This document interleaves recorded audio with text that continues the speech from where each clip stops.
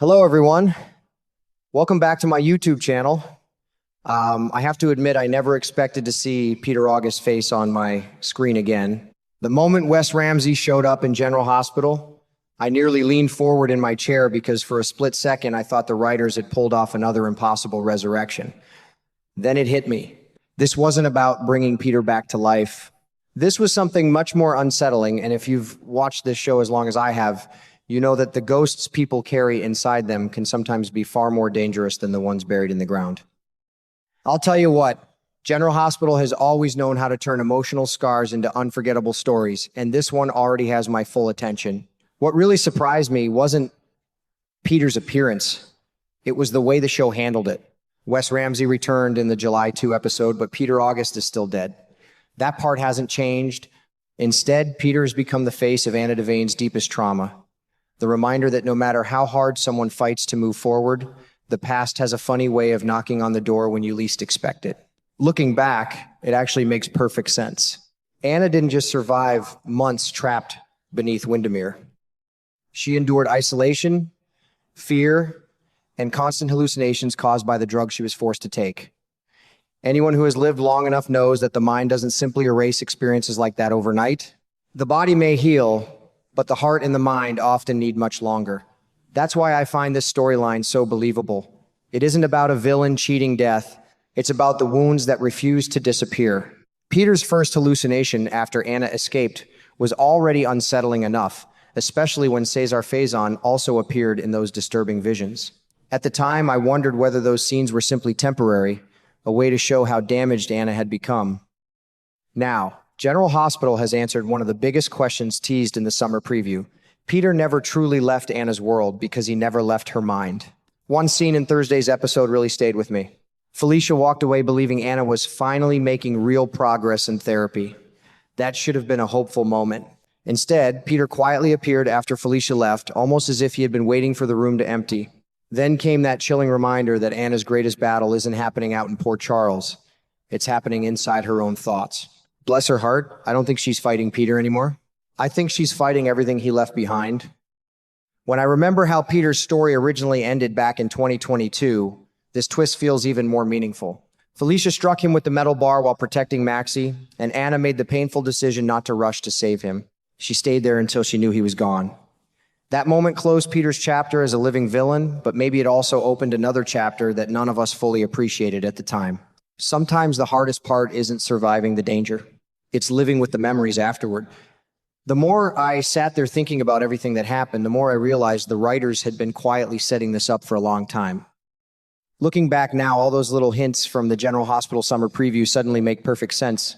I remember hearing that Anna would return to Port Charles carrying deadly intentions and that she would be taking advice from someone she absolutely couldn't trust. At the time, I ran through every possibility in my head. I wondered if it might be an old friend, a hidden enemy, or maybe someone completely new. Never in a million years did I imagine that the voice guiding her would be Peter August, not in the flesh, but living inside the emotional wounds she still carries every single day. I'll tell you something I've learned over the years. Sometimes the biggest surprise isn't the answer itself. It's realizing the answer has been sitting right in front of us the whole time. That's exactly how this reveal felt to me. Instead of trying to shock us with another impossible resurrection, the writers chose something much more believable and, honestly, much more heartbreaking. Peter doesn't have to come back from the dead to destroy Anna's peace. He's already living rent-free inside her mind, and that's a battle no doctor can fix overnight. What really made this episode hit home was how hopeful everything seemed just moments before Peter appeared. Anna had finally been proven right about Cassius pretending to be Nathan West. That wasn't a small victory. Everyone had questioned her judgment because of everything she'd been through at Windermere. After months of hallucinations, trauma, and emotional exhaustion, people naturally wondered if she could still trust her own instincts. Yet she was right all along. I couldn't help but smile when Felicia admitted she had been wrong. That apology meant something, because it showed that Anna was slowly earning back the confidence of the people who love her.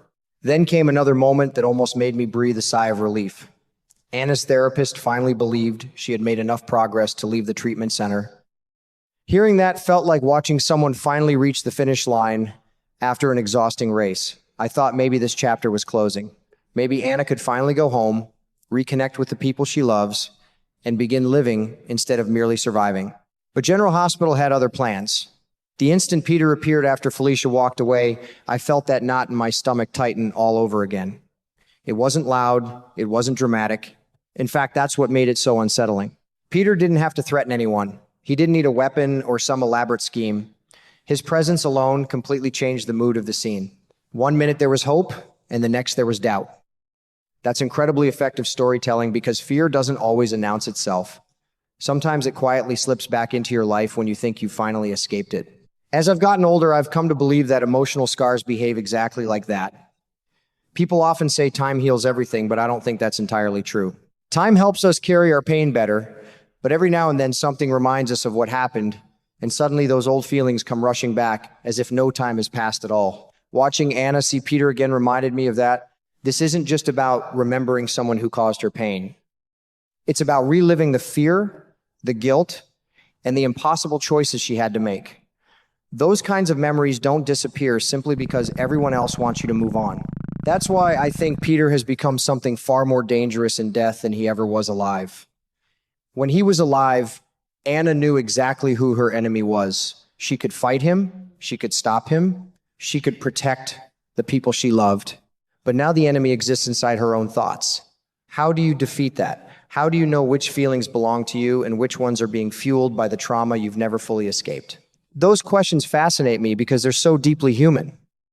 Another reason I find this storyline so compelling is that it doesn't feel like a cheap trick. Soap operas have a reputation for bringing dead characters back every few years, and while that can be entertaining, it doesn't always carry much emotional weight. This time feels completely different. General Hospital isn't pretending Peter survived. His death still matters. Everything that happened in 2022 still counts. Instead, the writers have found a way to keep one of the show's most unforgettable villains relevant without undoing the consequences of his death. I have to give them credit for that because it's a much smarter approach than simply saying Peter somehow escaped again. In fact, I wouldn't be surprised if this is only the beginning of Wes Ramsey's return. The way Peter appeared didn't feel like the end of a story. It felt like the opening move in a much larger game.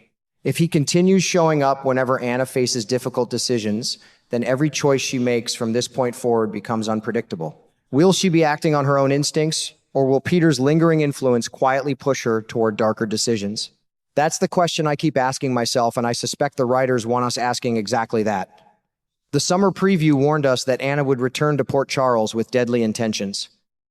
After seeing this episode, I don't believe that warning was only about physical danger anymore.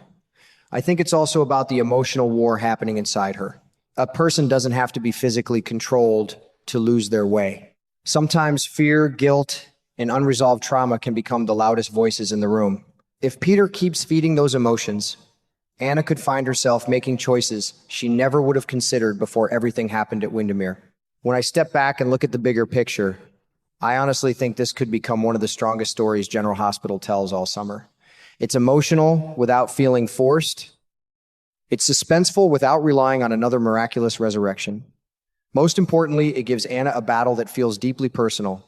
Instead of simply giving her another villain to chase around Port Charles, I've always believed the most memorable stories aren't the ones with the biggest explosions or the loudest confrontations. They're the ones where a character has to fight the darkness inside themselves before they can ever hope to defeat the darkness around them. Right now, that's exactly where Anna's journey seems to be headed, and I can't wait to see where it takes her next.